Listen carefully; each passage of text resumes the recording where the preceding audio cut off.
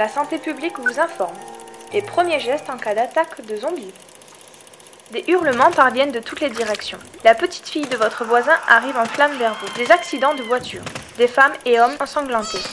Des humains en pleine hystérie semblent en pourchasser d'autres. Ne doutez plus. Une attaque zombie vient de commencer. Peu importe comment elle s'est produite. Peu importe la situation d'urgence. Vous jugerez de cela plus tard. Pour le moment, vous êtes menacé. Il importe donc d'apprécier correctement la situation et de réaliser les gestes de première urgence appropriés.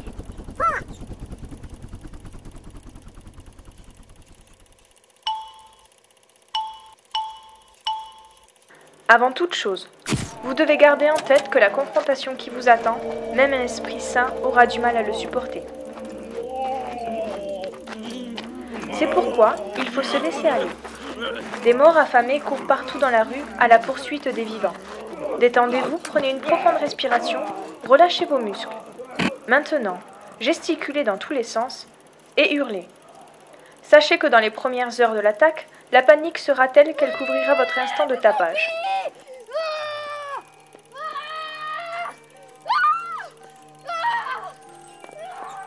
Savourez ce moment à sa juste valeur, car ce geste, bien que dangereux, vous permettra d'évacuer en amont un stress qui, s'il intervient plus tard, pourrait vous coûter la vie.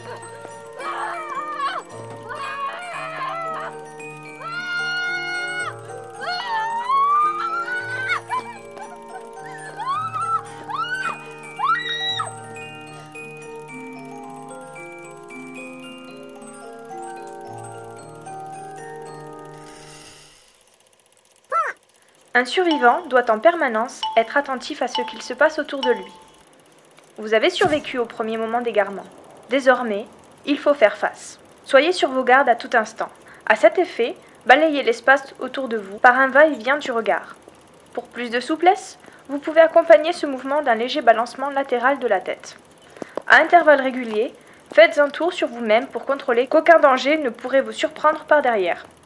Remarque, l'ouïe est aussi fondamentale. Mais n'oubliez pas que le chaos règne probablement autour de vous. Le port d'un appareil auditif ou d'un baladeur peut s'avérer alors approprié. Avoir des vêtements serrés ainsi que des cheveux bien coupés et bien attachés constituera autant de possibilités en moins pour les morts vivaces de vous agripper. Cela constitue une chance supplémentaire de survie. Même si cela vous paraît anodin, ce geste peut vous sauver la vie aux personnes portant les cheveux longs. Il consiste à prendre un élastique ou une ficelle et à vous attacher les cheveux. Plaqués en chignon au sommet de votre crâne, ils limiteront les chances de vous faire agripper par un mort vivace. Vous faire saisir par la crinière, outre la douleur, et les risques de décollement du cuir chevelu vous exposent à une mort atroce. Si vous disposez d'un couteau ou d'une paire de ciseaux sur vous, vous pouvez opter pour une coupe.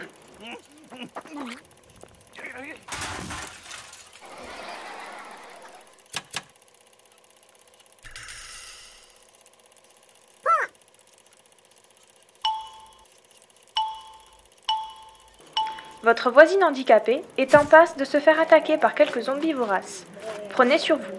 Certes, ce n'est qu'une innocente, mais si vous vous engagez à prendre sa défense à ce moment précis, vous courez vers une mort certaine.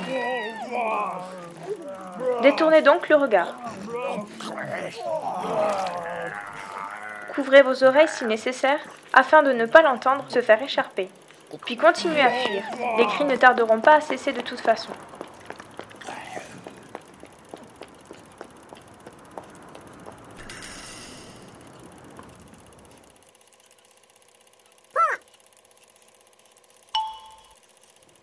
Si un contaminé fond sur vous, oubliez qu'il a pu s'agir de votre mère, de votre mari ou de votre enfant. Persuadez-vous que vous n'êtes pas digeste et que vous l'évitez pour votre bien. Cas numéro 1. Un contaminé s'approche de vous avec un ou plusieurs bras en avant. Saisissez le premier des bras à votre portée et ainsi que vous le feriez pour votre voisin hystérique, utilisez sa lancée pour le faire basculer. Cas numéro 2. Un contaminé s'élance vers vous. Ne bougez pas et restez impassible. Alors qu'il n'est plus qu'à un pas de vous, abaissez-vous en position de tortue. Ainsi, le contaminé trébuchera sur vous et vous pourrez vous enfuir pendant qu'il se relève. Cas numéro 3. Un contaminé fond sur vous, la bouche baveuse, des dents prêtes à vous déchiqueter.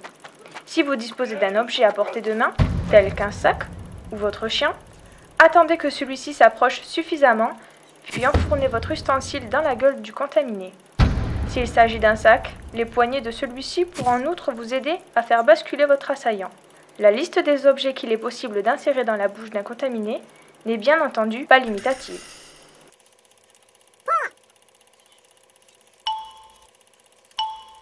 Mais sachez que le danger ne viendra pas que des zombies. Exemple, si une voiture fonce sur vous, lancez l'épaule et faites une roulade.